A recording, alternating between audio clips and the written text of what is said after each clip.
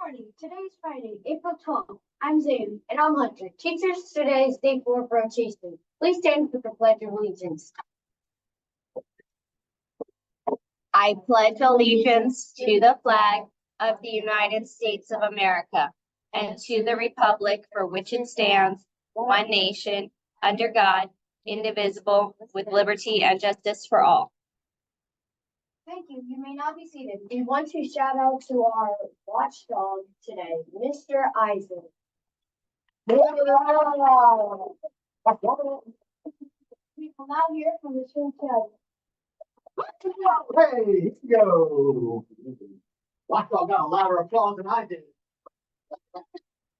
It's all right, I'm here every day. What's up, everybody? Welcome back for another day of Boys and Girls. Friday. Yeah, that's kind of weird, right? But we are, some of us are wearing our element shirts. If you're not, it's okay today. But for those of you that are, that's awesome. For the staff that are, that's awesome, because today is our block party, boys and girls, our last and final block party of the year. So you guys remember how that goes. Later this afternoon, you guys will meet together with your group from the first time, same group, same element, in the same classroom that you were in the last time we did it. And we have some more games and some more activities for you guys today, and different ways that you guys can get to know other kids across other grade levels from the same element, because that is the goal. The goal is to create connections. And that means getting to know somebody who you normally wouldn't get to know, right? From another grade level, walk of life, whatever it is, and making a connection and having a little fun with them. So you guys know the drill, right? You got to take care of business in the hallways, get from your classroom to the classroom you're going to, quick, quiet, orderly transitions. We'll have our element leaders in the hallway to help you guys out in case you're not sure where you're going. And then when you're in those classrooms, once again, the focus is on getting to know each other. So I want you older kids, 4th and 5th graders, I want you helping out those younger kids, right? Trying to create a bond with them, trying to get to know each other and have a little fun. And of course, and always, be respectful to whoever staff member is in there, because they're not your teacher. And be respectful to the classroom that you're in, which is most likely not your classroom. So let's have a little fun this afternoon. Quick check-in with scores. Water still crushing it, 839 points.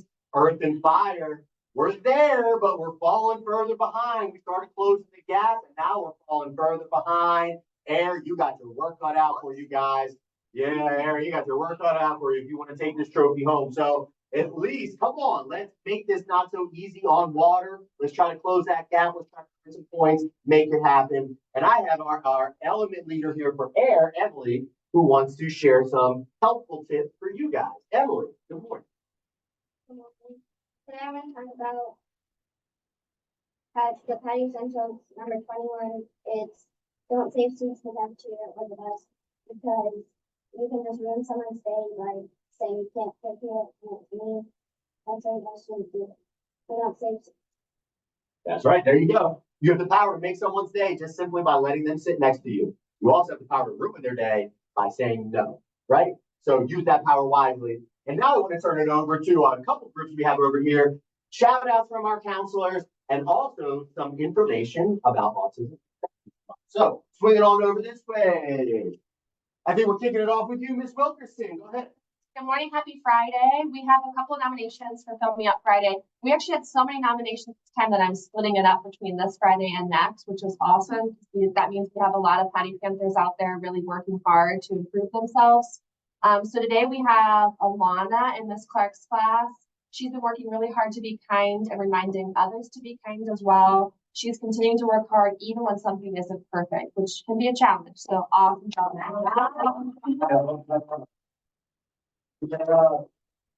And then from Miss Naranjo's class, we have 3 friends, Christian, Hudson, and other Christian Kane and Christian D. They have all been working really hard to be kind and keeping hands off of others when they're frustrated or feeling upset. So awesome accomplishment. That's not always easy, especially in the lower grades. So they're working really hard on doing that. So awesome job, Christian, and Hudson. And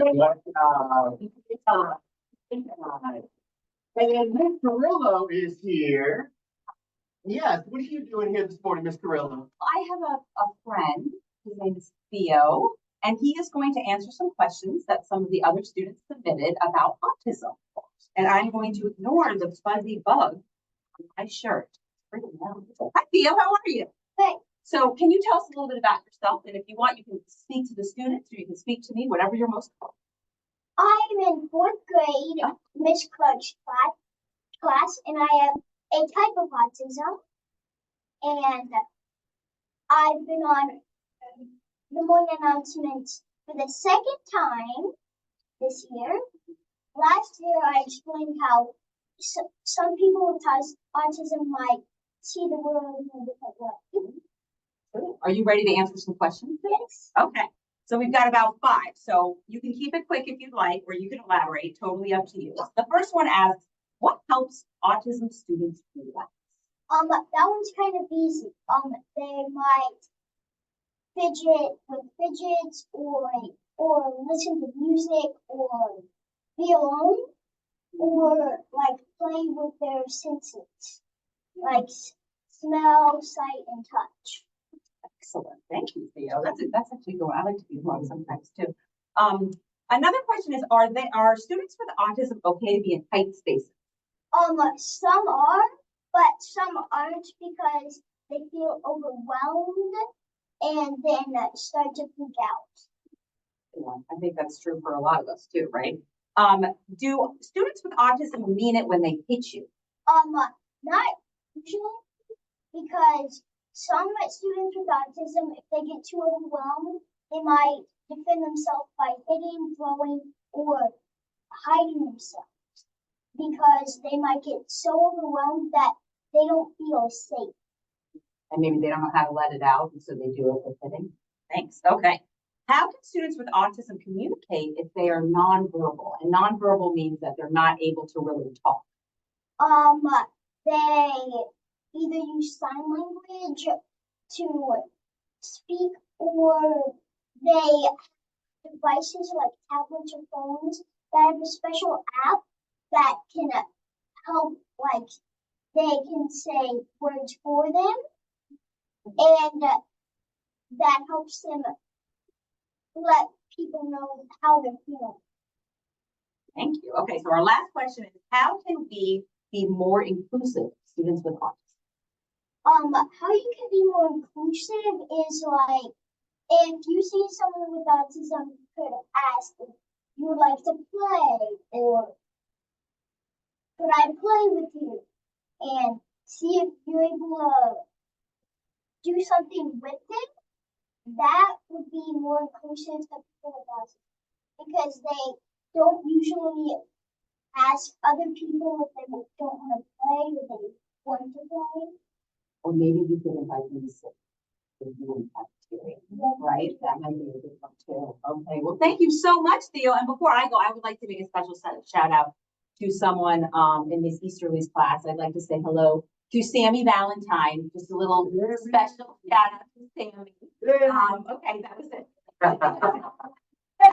Great job. Love it. You know, that is all I'm proud of you. It's not easy to come on here and speak into a camera, let alone speak about yourself and represent those with autism and to help us understand and appreciate it more. So I am super proud of you. First, thank you. Those responses. It's awesome, boys and girls. Inclusivity does not just mean autism, it means everybody. Allow people to sit next to you, welcome them to sit next to you, ask them to play with you, let them sit with you on the bus, whatever that is, invite them into games, make them feel a part of your class and of your group, because that's why we do this together. We are Patty.